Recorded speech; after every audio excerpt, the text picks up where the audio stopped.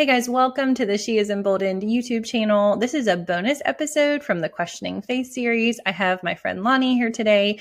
You can watch our full episode speaking to suffering, how do we reconcile evil and suffering in the world, and who God is and the goodness of God in our last episode. So make sure you check that out. But on this bonus episode, we're talking about how to answer questions that people outside the faith have asked. So Lahni, I've had several non-Christians, both in person and online. So, and I think this is a common question inside and outside of the church. So we're kind of speaking to people outside of the church right now. I could never believe in a God who allows suffering in the world. So my question is, what do you say what is the difference when you're talking to non-Christians? What would you say to them? When I was thinking about this question and preparing for our conversation, I really struggled to narrow down what I wanted to say because I'm not well versed in the philosophical, logical arguments that underpin the atheistic worldview.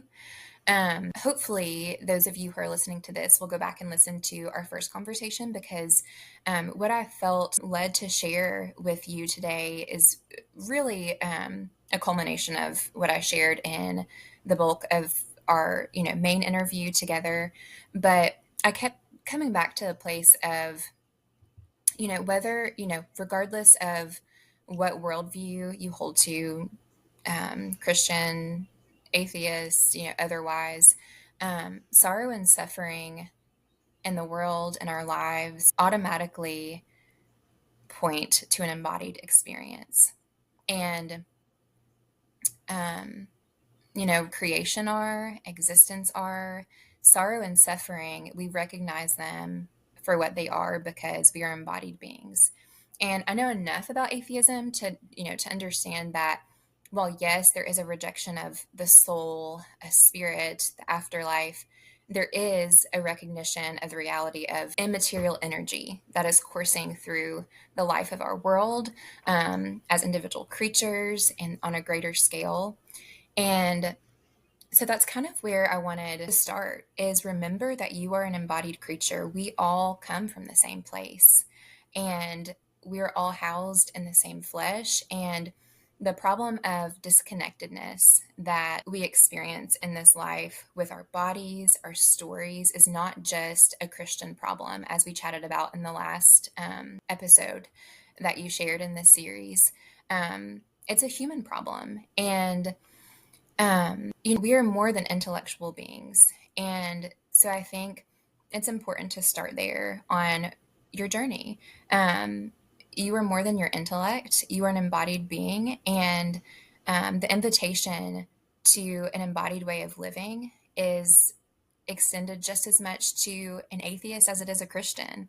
And I think when we learn to connect with our stories, to get out of our head, to connect with our bodies, we will find that there is wisdom housed in much deeper places than our intellect. And I think you may be surprised by what you find there. And so I can't give you any argument that would satisfy reason alone in the question of, is God real? Is God not real? And I can't answer the questions that you have to the problem of suffering and evil in our world. But I do know, like I said before, that invitation to embodied living is for you. And I think that's where we each have to start. Yeah. I was talking to a friend who's not a believer the other day, and we talked a little bit about this. And I did, when I was emailing with an atheist, which is what I do in my spare time. No, that was actually from other episodes of the Questioning Faith series. It was great. We had some good conversations. This is, I feel like, my best answer. Lahni, you can tell me, you can push back on anything I'm saying. This will actually be a good exercise for me. Sure. And you can tell me, this is my perspective as a Christian, is we have an answer for the reason there's suffering and evil in the world, just based on the meta narrative of Scripture and sin entering the world. Mm-hmm.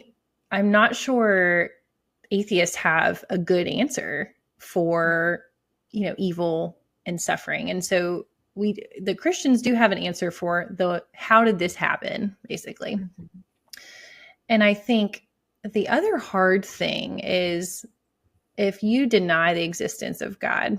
I don't want to pick on atheists because I feel like I'll talk about other things in a second, but that to me, that means that all suffering in this life is meaningless as well. Like there is you die and that's it. And so if you have a tremendous life of suffering, that's kind of the hand you've been dealt. So this is what I was saying to the woman I was talking to. And for the Christian, there's two things I think here that are just a lot more hopeful. And, there's evidence for the resurrection of Jesus and that he was a real person. And there is, scientific evidence, but just the idea that all of our suffering is not wasted as believers and that the Lord will redeem and renew and make everything new when Jesus comes back.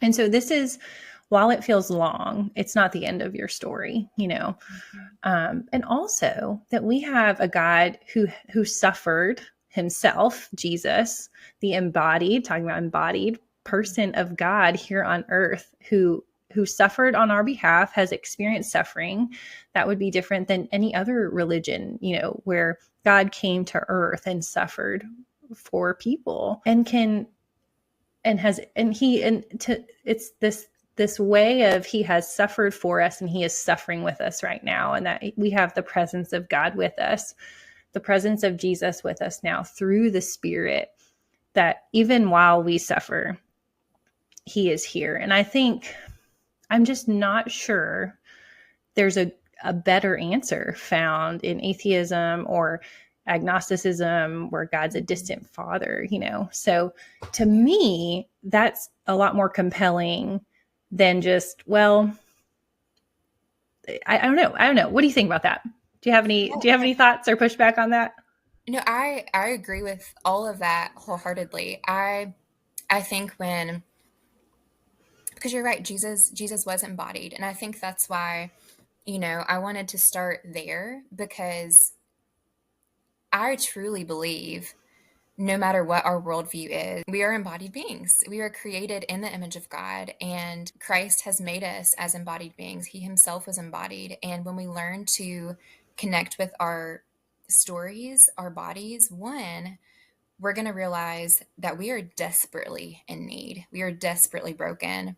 Our stories are broken. The world around us is broken. Mm-hmm. But we're also, I believe, going to find, and I think this is where, you expanded in your response, kind of built upon the embodied experience, is that we're in need, and we also have a great, I believe, when we're truly in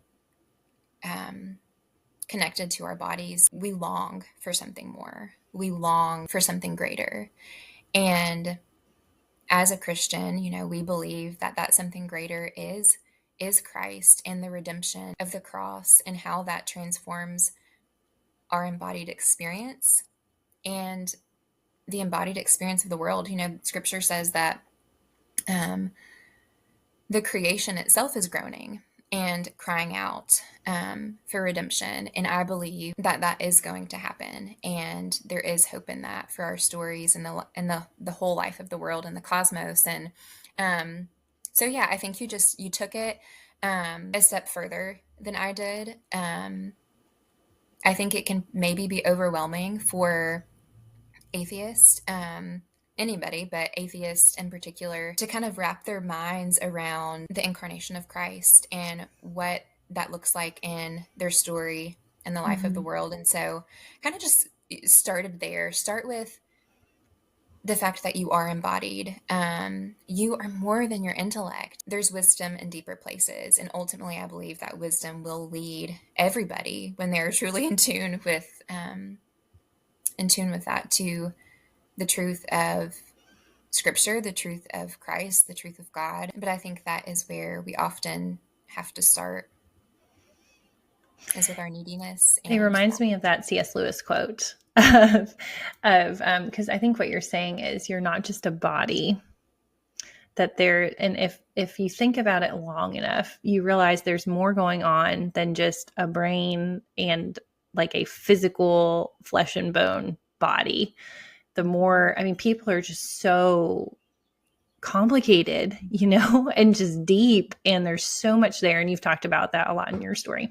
But it's that C.S. Lewis quote about like oh my goodness, I feel like I need to Google it now, but it's I like know which one you're talking about. Yeah. yes, I might have to Google it, but the idea that if you feel like there's more, if you were made for more than this life, or you feel like there's more to this life, then there's probably something more like that your heart is longing for. And now I'm butchering it, Lahni. I'm going to find it. I know exactly. Yeah. And I feel like it's one of the no, I don't want the quote about a cup of tea. What do I need to do to find it? Apparently I will cut this out. I C.S. think it's Lewis. something like if you find in this life that there is like a place or home that you haven't. Okay, I got it. Maybe. Got it? Hopefully, Okay. let me make sure it's not a false quote. Yep. Okay. Here it is. If I find in myself desires which nothing in this world can satisfy, the only logical explanation is that I was made for another world. Yes. Yeah. I think that's like the perfect ending to summarizing. I feel like all of the things you have told us, not only in this episode, but in the episode before. Don't forget to subscribe before you leave so you can catch more upcoming episodes.